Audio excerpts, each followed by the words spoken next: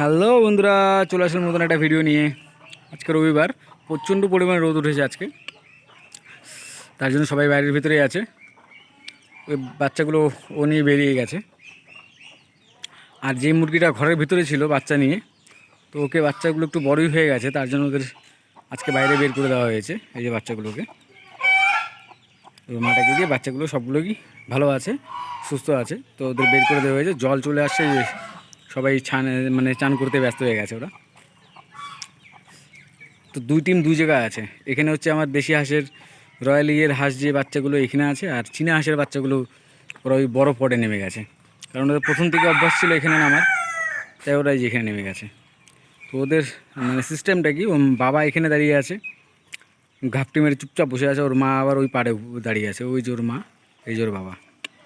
আর বেবিগুলো সব জলের মধ্যে নেমে গেছে। এখানে বোঝা যাচ্ছে যে কতটা পরিমাণে গরম পড়েছে।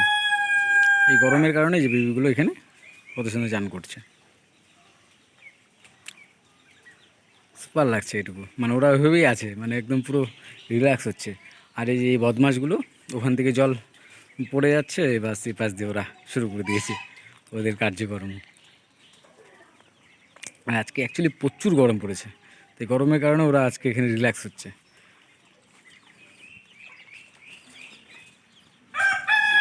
আমি একটু ঘরের ভিতরে গিয়ে দেখে আসি। আর এই যে সাদা বেবি বাচ্চা দুটো,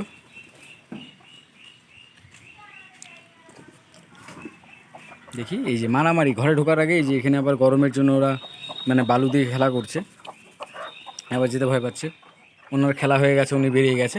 এক দাদা ভাই কমেন্ট করে বলেছিল যে হাঁসের বাচ্চা নাকি 3-4 দিন মার সঙ্গে রাখলেই হয়ে যায়, তার বেশি রাখতে হয় না। মুরগির বাচ্চাটা একটু রাখতে হয়।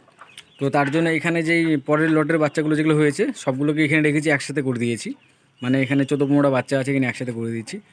আর এই জায়গাগুলো একদম খাঁচাটা আমার সিস্টেমটা তৈরি করাটা ভুল হয়ে গেছে নিচে, তো পুরো জল পেয়ে না একদম নষ্ট হয়ে যাচ্ছে জায়গাগুলো।